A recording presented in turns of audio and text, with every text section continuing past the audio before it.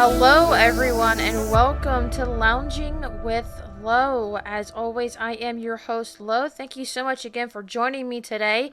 Guys, I'm so very sorry that, it's been a month since I've talked to you guys about anything Bond related. I have been giving you guys some time to listen to the Bond, um, the, the Bond overview of the franchise and also, giving you guys a little bit of time to just kind of get your thoughts together. I've been wanting to have you guys tell me some of your favorite Bond moments, any of your favorite Bonds, as well. And I'm also recovering from surgery, so I'm only 1 week out, but I've got another week to go until I can go back to my job. But guys, I want to thank you so much again for all your support. I did look on my Apple Podcast, which is where one of my podcasts is coming from. That I was giving a 5-star review, and whoever gave the 5-star review, thank you so very much for that. That gives me a little bit more encouragement in that as well. So whoever said that, thank you so much. And I'm not sure if anybody else on Spotify, iHeartRadio, Amazon Music, or any other streaming services I have given me really good reviews. So thank you so much for that, guys. It gives me a little, again, it gives me that boost of confidence to keep going in this direction that we're going. So, while we're talking about Bonds, we're going to talk about our Bond girls. Now, Bond girls are just as important as the James Bond character itself. So, all of the information that I have today to share with my listeners is from Bond Girls Are Forever. It's a documentary that was done, I want to say probably I would say maybe about in the 2000s, so about over 20 or so years ago, I would say, because what they did was they just now put in a little bit of Skyfall in there, so they just did a little bit more into the Daniel Craig era as well, so, but the interviewer is Miriam Diabo. Now, Miriam Diabo is, one of the Bond girls in the Timothy Dalton era, which is Living Daylights. Now, she goes around the country and she finds most of the Bond girls from the 60s, 70s, 80s, some of the 90s, into the Daniel Craig era, and she interviews them about their experience with Bond and how it came to be for them, and things of that nature. So if you are a big documentary person, this is one I highly recommend. And if you're a James Bond as well, this is a double bonus for you as well. So we have a lot of information to cover today because of the almost month hiatus I've been on. Let's go ahead and get started, guys. Okay, so as everybody probably is already aware, Pinewood Studios is the soundstage where most of the Bond films were done and where most of the Bond girls have done most of their scenes. And it's named after 007 as well, so that's what happens in the very beginning. So we talk about the very first Bond girl. Her name is Ursula Andress. She played Honey Rider in Dr. No. Now, she is the epitome of what a Bond girl should look like. Very sexy, beautiful, but Ursula wanted to bring the more athletic, sporty type of character instead of Honey Rider, because in the 60s, everyone who has lived through the 60s knows that Marilyn Monroe was the big actress that brought that sex appeal to most of her movies that she was in with her other actor cohorts. And, there were a lot of Bond girls or actresses beyond Ursula that just try to live up to her. Because again, she's iconic, she's legendary, and she's just an amazing actress. We had Daniela from the movie From Russia with Love. She's the next Bond girl. Inside of Goldfinger were, for a brief scene, was Shirley Eaton. Now, here's a little bit of a fun fact here, guys, and um, it kind of, I mean, but it's also a spoiler alert as well. So if you guys have never seen Goldfinger on this point, stop the podcast. But if you guys have seen Goldfinger, if you guys remember, um, Bond explains to M, who is played by Bernard Lee, and we're going to talk about M here in just a few minutes, but when exotic dancers, or at least dancers in particular, are covered in gold paint, what you have to do is you have to leave a bare patch of skin, and what that allows it to do is it allows the skin to breathe to while you're dancing. I mean, you can be covered head to toe, but as long as you leave a small bare patch somewhere, whether it be on your leg, your arm, your elbow, somewhere on your face, you're anywhere, obviously, it allows you to breathe. So that's a little bit of a fun fact about gold paint, especially for all my trivia people out there. But like again, Shirley Eaton played a little bit of that role, and then we have another Bond woman, I'll say, but they're Bond girls. Honor Blackman. Now she played, and this is actually her name, guys, and I'm not kidding around. Her name is actually called Pussy Galore, so we'll just call her Miss Galore. But Miss Galore worked with Ulrich Goldfinger, who was one of the villains in Goldfinger. And there's a little bit of an interesting fact about her character and in the movie and also in Ian's book. She's supposed to be something different, but they played off of that. And if you watch the documentary, she'll tell you exactly what that is. So when she told her mom about her having the role of Miss Galore, her mom was asking her, why in the world can you not play nice parts? Well, she was telling her mom that, it's good to play a toughie than a goody two shoes. It's like, I mean, come on. It's a nice change of pace for Honor. Well, and then you have Thunderball. Now, Thunderball, this is where we see two Bond girls. One is played by Claudine Auger, who plays Domino, and then the wonderful Luciana Paluzzi, she plays Fiona. Now, we don't know what her actual name is in the movie, but according to IMDb, I just looked it up, that is who Luciana plays. Now, Luciana tells Miriam how her role for the villain came to be. So she was originally going to be wanting to do the Domino role, which was, the Bond girl, the love interest. So after her screen test, she waited for a phone call. Well, she got the call. And she's like, well, they told me they have good news and bad news. Like, okay, well, just give me the bad news first. Well, the bad news is you didn't get the role for Domino, what you screen tested for. However, and this is kind of the however that most actresses or actors kind of are very hesitant about. They said, however, the good news is we would like for you to play the villainess in this movie. And she said that it was a lot more fun to play that part when she got that call. Now, obviously, after Thunderball, the 70s came around. And obviously, as the decades change, so does Bond, and so do the Bond girls.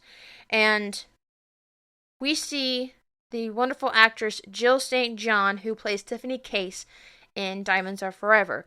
Now, this is Sean Connery's last Bond film. And we'll get to that later on into the next episode about all the Bonds, so just bear with me for a second here. But she, as all actresses, she wanted to have the chance to be glamorous, for an actress, but she was saying that, women from the 70s were starting to take charge of their own lives and was happy to portray that in Diamonds Are Forever. And, she played a really interesting role there as well, and she did a very, very wonderful job in there. Now, in 1973, unfortunately, because of the hiatus of who was going to be the next Bond, they got Roger Moore involved. And when Jane Seymour was interviewed, now she played Solitaire in Live and Let Die, she made a very interesting comment that kind of raised a question. So she was saying that, most of the Bond women from probably Roger Moore up until a certain point in the franchise, she said that most Bond women were needing to be rescued, either by the villain, so in her case it would be Dr. Kananga from Live and Let Die for her character, or even Bond himself. Now, she said that James Bond could be a villain because of the way that the character changed her character's destiny. Now, if you ever watch Live and Let Die, you'll kind of get an understanding of her character. Now, her character is a psychic. She believes in the tarot cards, unfortunately. Live and Let Die is a very interesting concept because of what the story is about, but it has a bunch of I wouldn't say voodoo, but it's just my dad doesn't like to watch the movie because of that, all the things that happened in there, but it's still a good movie. I mean, like I said, this is Roger Moore's very first debut of that. But that was very interesting to know about how Jane Seymour considered Bond to be a villain because of what he did to her character. Now, another first inside of the Bond franchise is the only actress to play two roles in the franchise. Maud Adams, she plays the love interest of Francisco Scaramanga in the movie The Man with the Golden Gun, who is played by the wonderful and late Christopher Lee. And she also played the main Bond girl in Octopussy, and that's really her name. So we'll just call her Octo for short. But and when they were looking at the films, she just I'd never watched my film, so I don't know how I did or anything like that. But she was very shocked to see, how young she looked and on that time frame and things like that. But they also discovered how physically aggressive James Bond came to be. Now, you've had a few slapping moments in the Sean Connery, and also, oh my goodness, I forgot about George Lazenby. That's probably why he um, wasn't very recognizable either. But George Lazenby's character, again, for Bond, he was slapping the main girl around as well, who's played by Diana Rigg. She played the love interest. And then also in that movie On Your Majesty's Secret Service, that was before I believe Diamonds Are Forever came around. James Bond had to break his cardinal rule. And if you watch the movie, you'll find out what the cardinal rule is, and then anything else that led to that point. But back to the 70s again. So again, I apologize. I must have scheduled that in my notes, and I did not realize that. So I do apologize. But Jill was talking about women in the 70s. Like I said, they were starting to take charge of their own lives, and was happy to portray that inside Diamonds Are Forever, like I probably mentioned already. And so we're going to talk about Moonraker. Moonraker is from the 70s as well. This was kind of like what happened with Star Wars when it brought that space age, and also Star Trek I think that was from the 60s as well. So we have a lot of those. But then we also, inside of Moonraker, we have the wonderful Lois Chiles. Lois Chiles plays Dr. Holly Goodhead. Now, again, if you've never seen Moonraker or anything like that, stop the podcast now. But she was the best of both worlds. She was a scientist. She knew how to fly a rocket. She's very strong. She's very independent, and she's very smart. So she's actually a CIA agent, working the same case as Bond, but they don't realize it towards the middle of the movie. But again, never seen it. Spoiler alert. But we've also had some wonderful Bond girls from the Roger Moore era as well. And for Your Eyes Only, we have the wonderful Carol Bouquet. She played Melina. And then we have Lynn Holly Johnson, who played BB, the ice skater.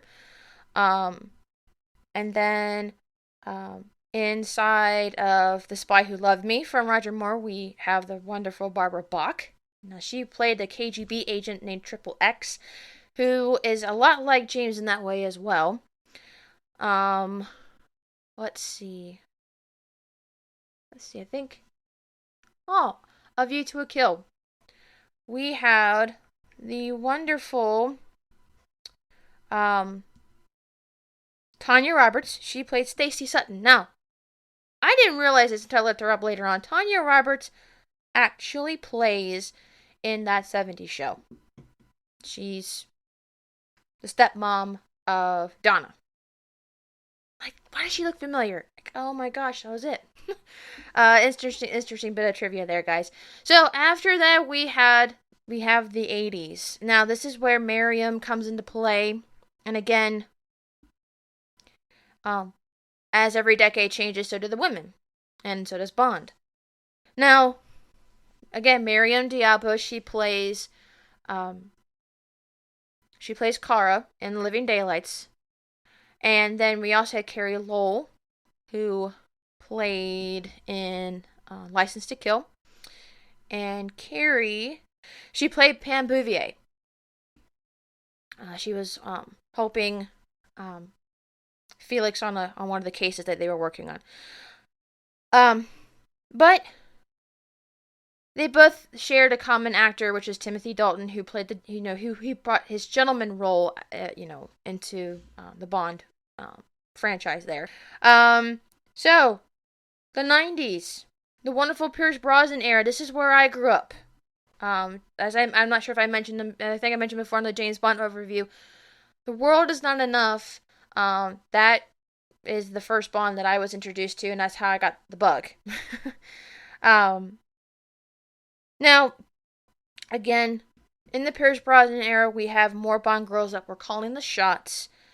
When Halle was being interviewed when she plays Jinx in Die Another Day, because this is the era of Pierce, she said she loved watching the Bond girls of this era because they've evolved to very intelligent, articulate, and well-equipped adversaries of Bond rather than just being sexy and beautiful. They're not just playing the love interest. They evolved into powerful women who can be able to help Bond or be just as equal. And then we also, from GoldenEye, we have Natalia Simonova.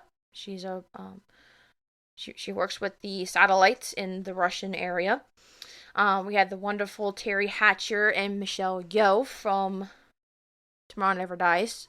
Terry Hatcher plays Paris Carver, a former love interest back in the Bond era of Pierce Brosnan. And then Michelle Yeoh, she is she's one of the Chinese agents as well that works with her, with Bond. And Michelle Yeoh's character was the one Bond girl that Bond probably met his match in Tomorrow Never Dies. Now, she did all the stunt work. So there's a fight sequence in there that's her fighting, and it was just amazing. And that's all her. That's not a stunt woman acting like Michelle Yeoh. That's really her. And then obviously in The World Is Not Enough, we have the wonderful Denise Richards, who plays Dr. Christmas Jones, who's a nuclear physicist. Sophie Moreau, she plays the villainess, which, spoiler alert if you guys don't know that.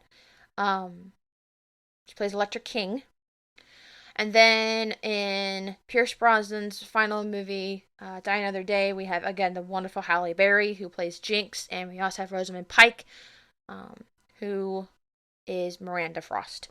Now, here's another thing you probably guys didn't know about either. Now, as we mentioned about M is the boss. Bernard Lee has played in most of the Bond franchise as M, and so has another person who has filled in that role. He's played other characters inside of the Bond franchise as well, but he's only played M twice. It was more than Timothy Dalton. But in GoldenEye, this is where we first see the very first female M. And it's played by the wonderful and very talented Dame Judi Dench. Now, she didn't realize when she was given that role how big of an impact being a female would be in that role, because it was always played by a male. And then we had the wonderful Miss Moneypenny. Now, Lois Maxwell was introduced, and she was there, I want to say, up until A View to a Kill, I think. And then we have Samantha Bond, who came in for that role as well. But Samantha Bond brought more of a sassiness in the 90s of the Moneypenny character. And she was talking about how Lois Maxwell's portrayal of Moneypenny showed the relationship between her and Bond as more restrained. Because obviously it's more flirtatious, I guess, if you want to call it that way. Then, obviously Rosamund Pike said it was a powerful thing that she felt when she was stepped into the role, to the Bond world. And then because of the Bond world, Halle Berry said it's wonderful to be in that world because you're living a fantasy for 2 hours of the Bond girls, so to speak, the cars, the gadgets, the locations, the Bond character, everything. It's just you step into a fantasy, and it's just amazing to her, and how she loved being a part of that. Now, the 2000s. This is where Daniel Craig came into play here. Daniel Craig is the latest Bond that came into the franchise. And again, the life expectancy of a Bond girl never lives. It's very short-lived. Now, when we first meet Eva Green plays Vesper Lynd in Casino Royale, which is the debut of Daniel Craig. She says that her character, Vesper Lynd, is very quick-witted and really intelligent, so just about the same level as Bond. And you can kind of see the tension between them together. But then obviously, like, they're very rough with each other. They're very quick-witted with each other. But then you also notice that once they got to know each other, the wall comes down and they're together. Naomie Harris, the wonderful Naomie Harris, she plays Moneypenny in Skyfall. And she was very excited to be part of that role for the franchise as well. She was given a chance to tell Marion about how 3 actresses, Halle Berry, again, who plays Jinx, Grace Jones, she played Mayday in A View to a Kill with Christopher Walken, and Gloria Hendry. Gloria Hendry played Rosie in Live and Let Die as well. It meant a great deal to her because when she was growing up in a ethnic minority, not just being a woman, but being an African American woman, growing up in that minority, African American women were not represented in books, movies, or anything pop culture as beautiful. But over time, she says, that they have realized that they are beautiful, but in their own ways. Obviously, Grace Jones is, she's very muscular, but she's still beautiful. Gloria Hendry, even though she played a very short role, she played a role there for a short amount period of time, she was beautiful in that way as well. Same thing with Halle Berry. She played opposite of Pierce Brosnan's character in Die Another Day, but she's just as beautiful as well. So guys, I know that I gave you a lot of information, and I'm so very sorry, but like I said, I want to give you guys as much information from having almost a month off from my um, from this, but you can listen to me on Apple Podcasts, iHeartRadio, Spotify, Pandora, Amazon Music. You can listen to me on my RSS feed website. It's on my Facebook page. Um, Guys, I want to thank you so much for joining me today. And next time we're going to talk about how the Bonds came to be. All the actors, from the late Sean Connery all the way up to Daniel Craig. Hopefully I'll have a little bit more information about this as well. But if you guys want to get a head start on watching that, you can watch a documentary called Everything or Nothing. And again, that's on Amazon Prime if you want to watch on the Prime videos there. Or if you want to have Apple TV, you can buy it through there. You can buy it or rent it there.